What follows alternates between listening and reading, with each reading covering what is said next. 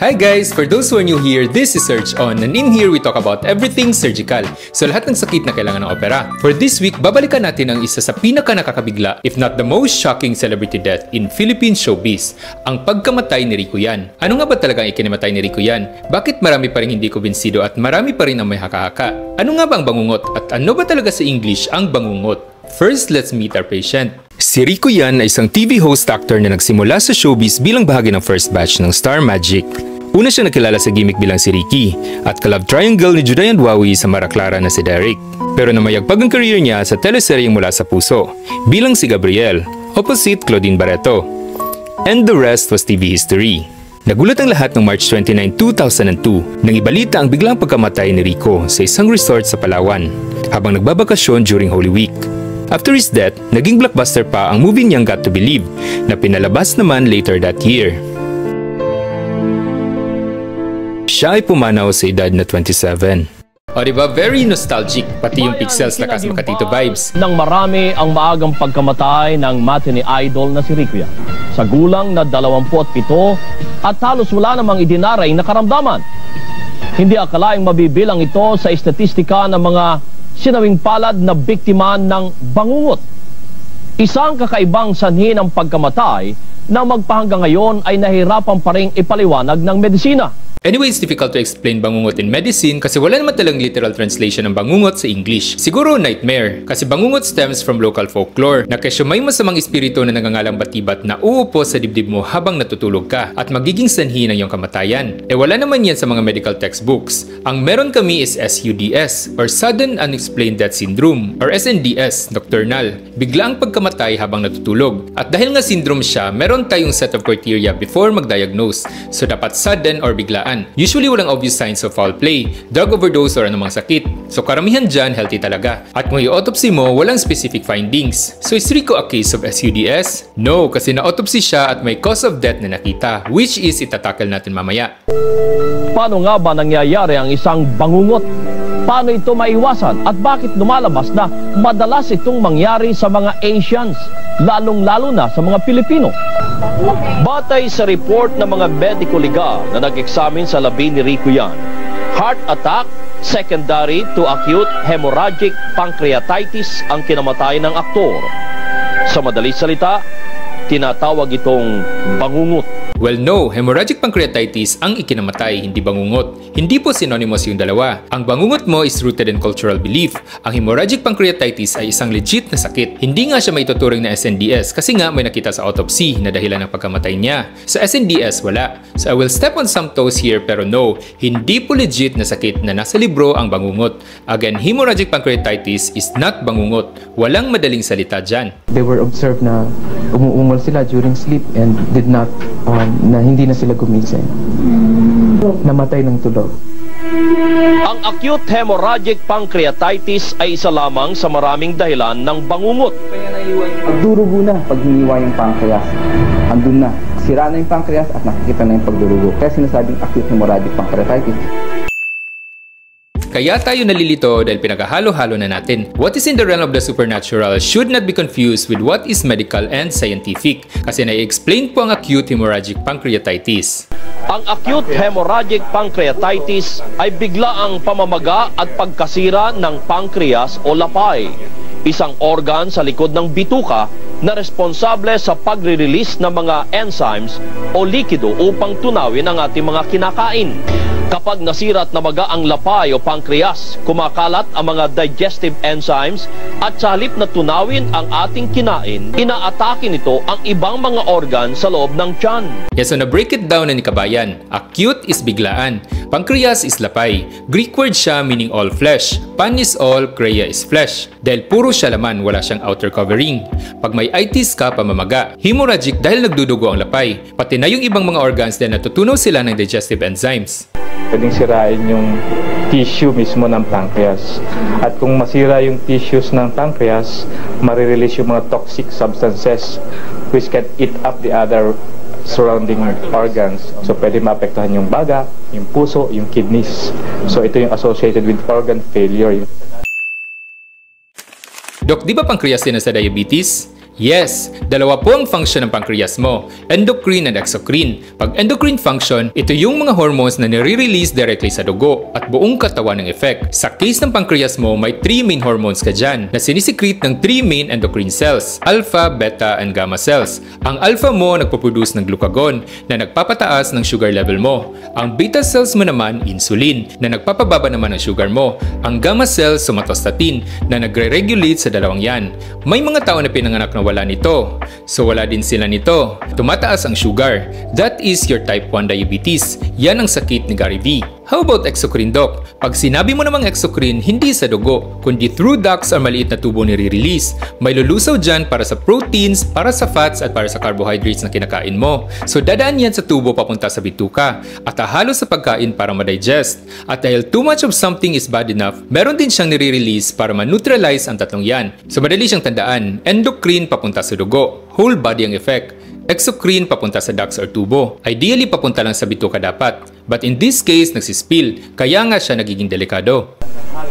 Bagamat hindi direktang dahilan ng acute hemorrhagic pancreatitis ang alcohol o alak, isa itong dahilan kung bakit nasisira ang pancreas at bukod dito, sinisisi rin ang mga pagkaing matataba at ilang uri ng medisina. Maraming umiinom na hindi nagde-develop ng pancreatitis. So, hindi mo masabi kung sino yung taong pwedeng maapektuhan ng acute pancreatitis from alcohol intake. So, importante na differentiate natin ang acute and chronic pancreatitis. Pag chronic, matagal. Most common cause dyan is alcohol. And hindi siya dahil sa dami ng iniinom mo, kundi sa tagal ng panahon na umiinom ka ng alak. Pag acute naman or biglaan, most common cause dyan is gallstone or bato sa abdo at 30 to 60% of cases. Second lang ang alak. Another cause is mataas na triglyceride or taba sa dugo. Well, basically pag mataas ang lipid profile mo, prone ka rin mag-develop ng gallstone. May surgical procedure din na nagiging dahilan ng pamamaga ng daanan ng abdo. Ang tawag dyan is ERCP at pwede rin dahil sa aksidente na tinamaan ng tiyan. But in 10 to 30% of cases, idiopathic or walang may alam kung bakit namaga yung lapay. Ayon naman sa PNP Crime Lab, ang alcohol content ng labi ni Rico ay katumbas lamang ng 2 bote ng beer o 2 shot ng alak.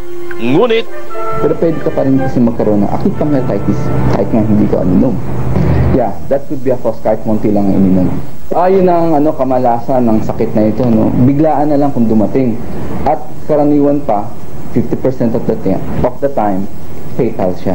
Ngunit, subalit datapwat. Again, gallbladder stone ang most common cause, hindi beer. Ang beer naman wala yan sa dami ng iniinom.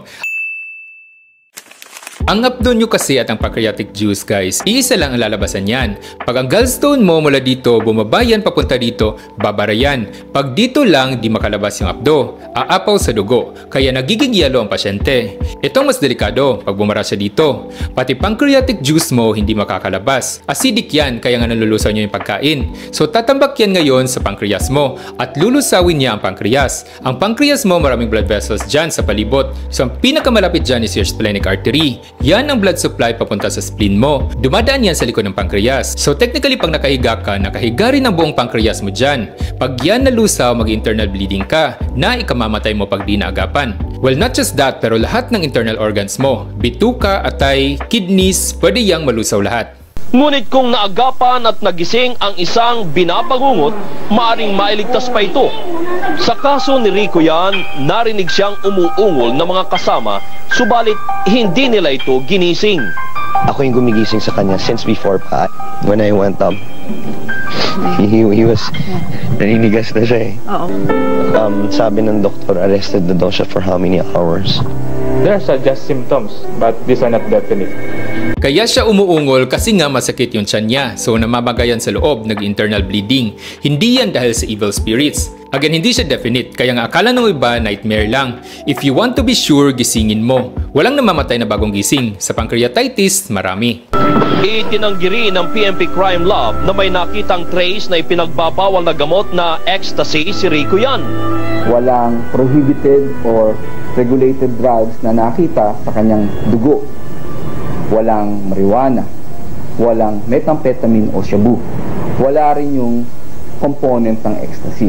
During that time, syempre maraming haka-haka na kesyo drugs nga daw, given na sudden at may history of partying. So pwede talagang drug overdose ang isang consideration. Pero may drug test na ginawa at walang nakita. So in Rico's case, hindi drugs ang ikinamatay niya. His blood result is free of drugs. Ang kasabihan ng mga matatanda na huwag matutulog pagbusog, bagamat hindi direktang tinuturong dahilan ng bangungot, ay may scientificong basehan ayon sa mga dalubhasa. Wala namang mawawala, di ba, kung susundin natin yon. Kasi unang-una, kailangan din naman talaga ng katawan natin na magkaroon ng physiologically, na magkaroon ng time para ma-digest yung food. Kasi during the time na kumain tayo, yung dugo pumupunta yun sa bituka para matunaw natin yung pagkain. Well, no. Walang scientific basis na nagsasabing nakaka-pancreatitis ang kumain bago matulog. Siguro ina-associate ito ng ibang doktor sa fact na ang peak secretion ng pancreatic juice mo nangyayari 1 hour after mong kumain, which corresponds to the time na nasa stomach na ang pagkain mo at papunta na siya sa bituka. So, sasalubungin ngayon ang pagkain ng mga pancreatic juice mo. Pero research-wise, walang basis. Hindi nakaka-pancreatitis ang pagkain bago matulog. Alam nyo kung ano yung nakaka-acute pancreatitis? Ang pagkain ng matataba. Kahit di ka kumain bago matulog, kung puro naman taba yung kinakain mo, prone ka pa rin magka-gallstone. Ano nga yung number 1 cause ng acute pancreatitis? Gallstone. Hinay-hinay sa alak kasi number 2 cause pa rin siya. So may surgery ba para maiwasan ng pancreatitis? Dahil nga gallstone ang number 1 cause, ang opera mo dyan para maiwasan ng pancreatitis is tanggalin yung bato. Pwedeng open or maghihiwa ka sa kanang bahagi ng tiyan at tatanggalin mo ngayon ang bato kasama ng abdo. Pwede ring laparoscopic or kamera-kamera lang. Pag andito naman sa baba, hindi na yan maaabot kasi malalim na. ERCP ang gagawin sa iyo. May kamera na ilalagay sa bunganga mo hanggang makarating ito sa bituka. Kukunin ang bato mula dyan para makadaloy ng abdo at pancreatic juice. Hindi po yan makakalabas ng kusa. So if may nabasa kayo sa Facebook na umiinom ng apple cider vinegar at nailabas ang gallstone nila, fake news po yan. Of course, i-monitor mo yung pasyente pagkatapos kasi kung nakinig kayo kanina, one of the causes of acute pancreatitis is actually ERCP dahil namamaga ang tubo mo pagkatapos ng opera. Ang bangungot o nocturnal death syndrome sa di pa malamang kadahilanan ay natatangi sa mga bansa sa Southeast Asia, lalong-lalo na sa Pilipinas. At karaniwan sa mga biktima nito ay mga kalalakihan na edad 20 hanggang 40 taong gulang. At baka po naging kamatayan ni Rico yan dahilan sa bangungot ay maging daan din para maging conscious naman o maging maingat ang ating mga kababayan sa ating kalusugan at uri ng buhay. So the Asian bangungot is actually a very interesting case. The interplay of local folklore and modern medicine. Kasi kahit sabihin natin na modern na tayo, meron pa ring traces of diseases and phenomena na ngayon pa lang napag-aaralan.